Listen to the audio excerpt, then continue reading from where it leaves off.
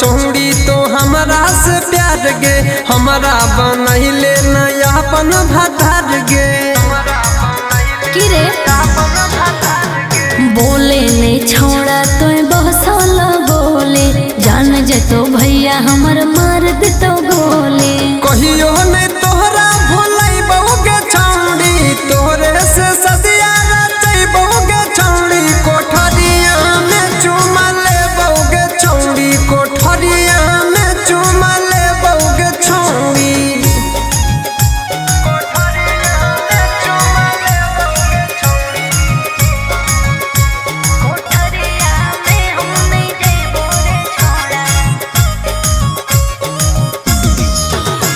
गे गोरे गोरे गाल जिसे दूधवा के छाली अच्छा। शंकर जल बेला तो उठवा के लाली ज्यादा नहीं बोल